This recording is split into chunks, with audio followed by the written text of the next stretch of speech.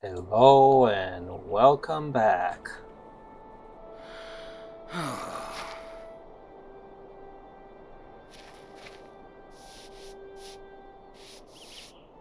Here we are back in the lowlands, next to the Forsaken Inn, just so that we can be pleasing to the whims of a certain hobbit. Well, we traveled to the Forsaken Inn, so now what? We need to get inside? Is that the deal? Oh yes, the inside of this inn is dark, quiet, and unwelcoming. It is dark.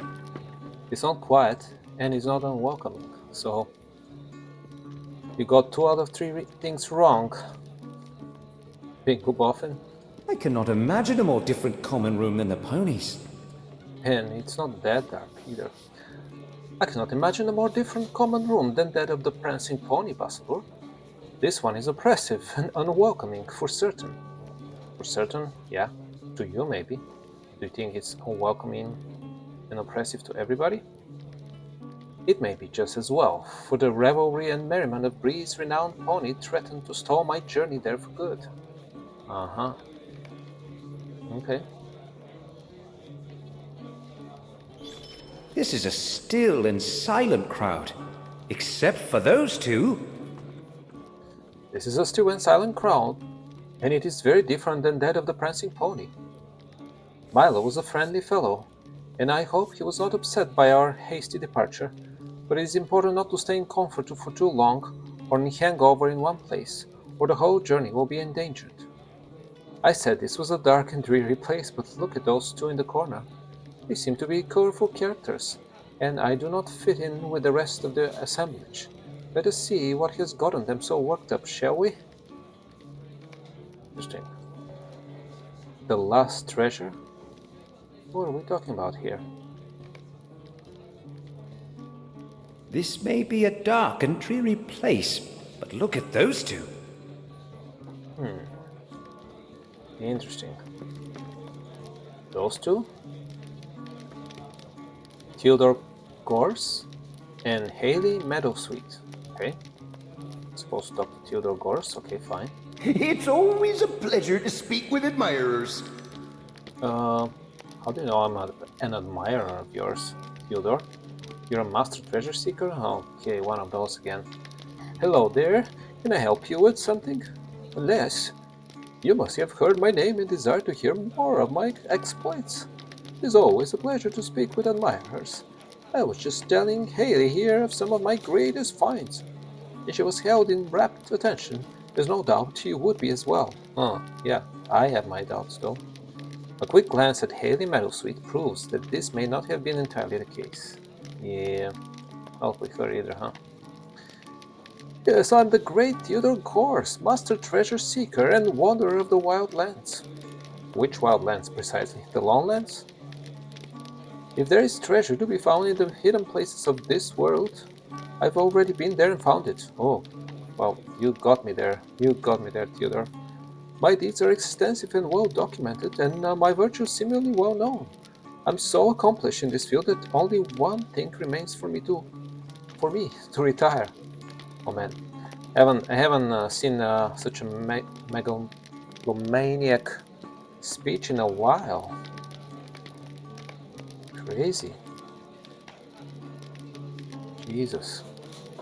How are you even alive, Theodore? Okay, Haley Meadowsweet. What about you? You're an herb collector. That's a little more reasonable. Theodore claims to be a master treasure seeker, loudly and often. And will do so at great lengths to anyone who will listen. Sadly, that appears to be me for the moment. Anyone can claim to be a great seeker of treasure. In point of fact, anyone can do the seeking. It is the finding that separates those with actual accomplishments from the pretenders. Yes, indeed, but he claims he has found all the treasure all around the world, so, no biggie. Anyone can claim to be a great seeker of treasure.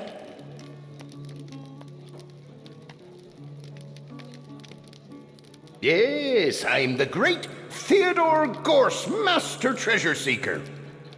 Jeez. Okay, guys, calm down. Let's talk to Bingo. Let's see what he thinks about those two. I have had a great idea. Theodore could train me to become a treasure seeker. Jeez, oh no. Theodore is a master treasure seeker? That sounds very exciting and could make for a promising entry in the account of my adventure. Possible, I have had a great idea. Will you ask if Theodore will train me how to be a treasure seeker? It has occurred to me that so far much of my manuscript involves spending time in taverns, and becoming a treasure seeker will get us out into the wild lands. It'll make for better reading, that is for certain. Yeah, it will make for better reading. Will you please ask him?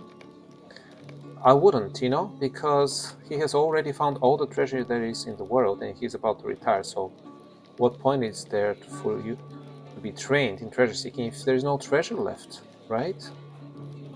Will you ask if Theodore will train me to become a treasure seeker?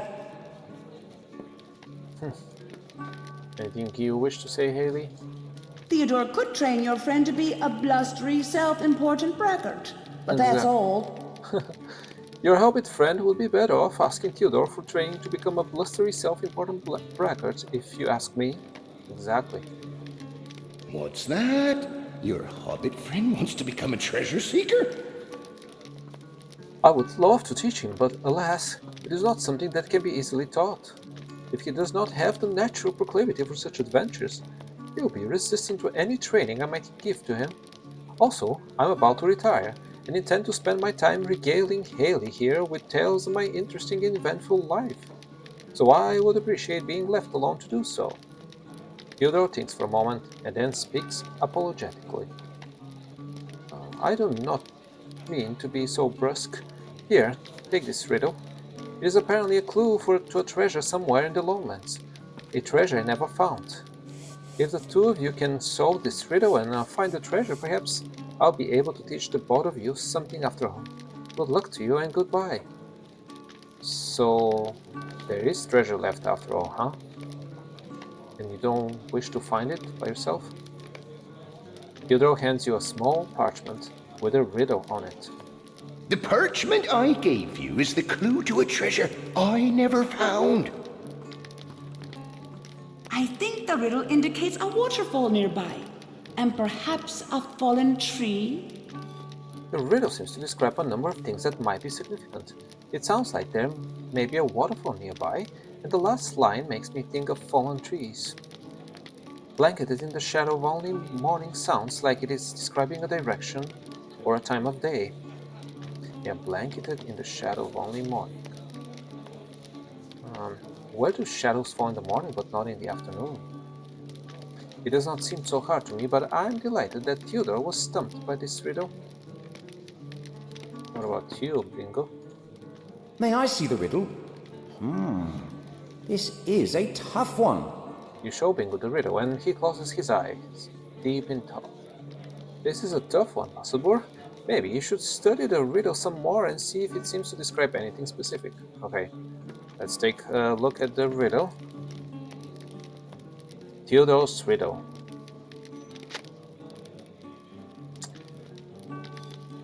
The torrent flows, blanketed in the shadow of only morning. A sentinel stares from on high, only he still watches. The red squirrel once dared the climb, but time fells all.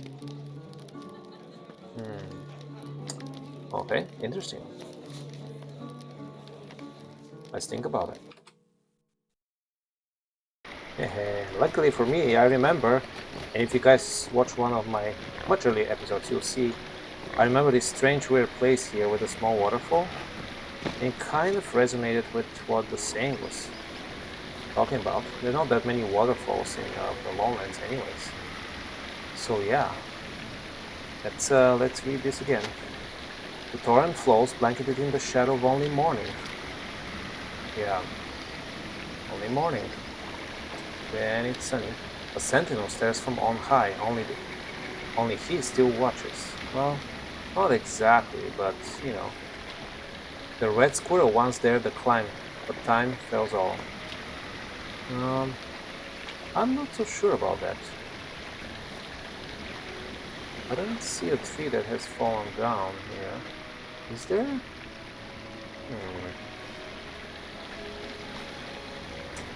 Well, I might be wrong, guys. I'm not sure. I don't see one.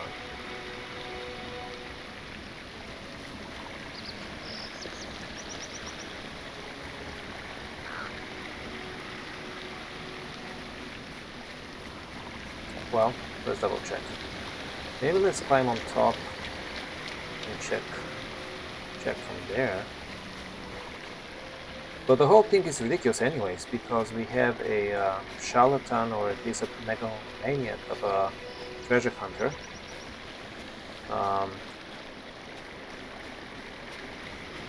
Giving us this. And then, over there is a strong box. Okay, so I was right. And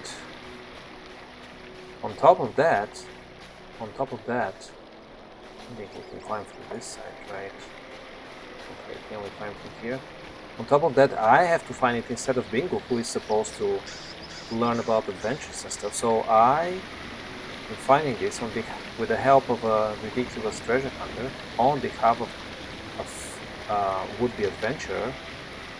So what's the point in terms of Bingo learning anything? Except the usual ridiculous learnings that he does. But oh well. Interesting. Well, I don't think I... Oh, there is the fallen tree though. Yes. Okay. That makes a lot more sense, but we still cannot access it from here. It's not an easily accessible location.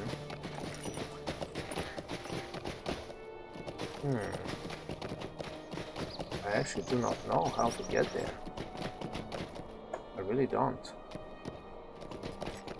We have to fall and break our legs first? Maybe.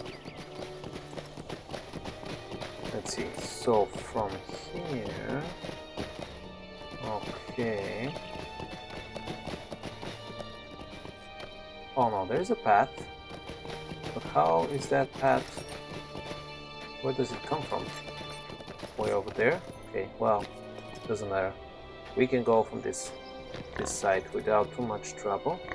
Well, for our marvelous swinehawk, the wild boar.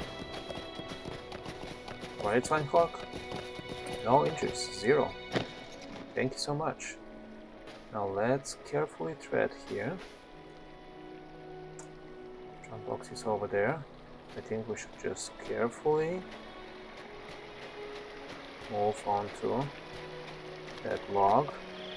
It's freshly fallen too, so the riddle can't be too old. I mean, look, there's still green needles on the tree, so that's interesting. How long has this strongbox rested here, hidden until a fallen tree bridged the gap?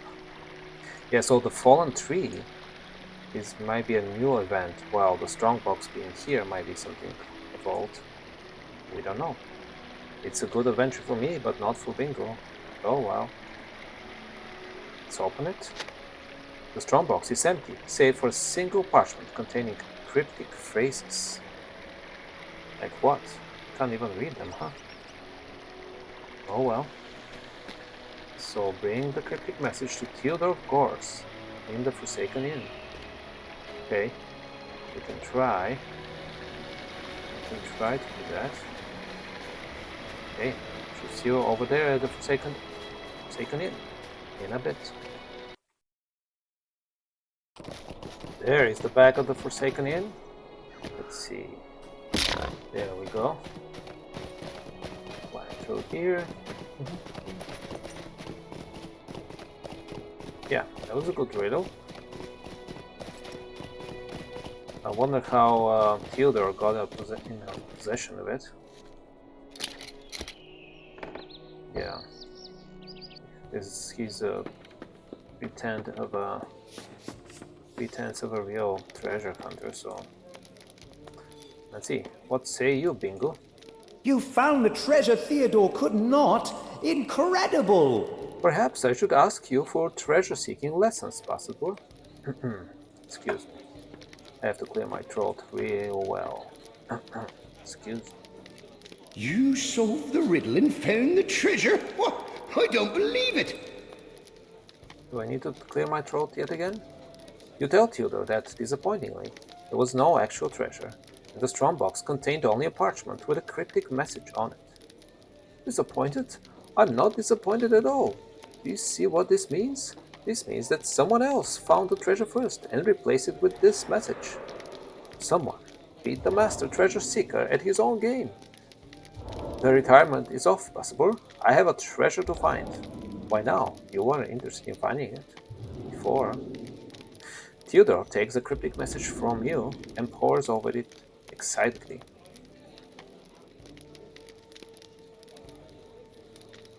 Someone found the treasure first and replaced it with this message. You beat Theodore at his own game, possible. I cannot thank you enough for that. Perhaps now he will stop talking my ear off about how masterful a treasure seeker he believes himself to be. Precisely the point. Good. Good riddance, huh? Alright, Bingo. I think we have to cut this episode a little short, guys. So I'll see you soon, but let's finish off with talking to Bingo first. I think you gave Theodore the best treasure of all. A reason to keep going. Ha ha. Okay, you've learned all your lessons, wise man. Just go off on adventuring by yourself, okay? You say there was no treasure in that strongbox, possible, but I think you're not quite correct on that score. I didn't even have time to think it over, guys. I'm just like so over all these adventures. I think you gave Theodore the best treasure of all, a reason to keep going. Now he's excited about his profession once again. And even though he was a charlatan his entire life, he has one good reason not to retire, and does not need to spend his days reliving the adventures of his youth. He can have all new adventures. Perhaps his will intersect with ours, for a time too. There is still a treasure out there, after all. I have been trying to help Theodore unravel this latest cryptic message. Well, sure. Alright, guys. I shall see you next time for more adventures, hopefully real ones this time. Goodbye.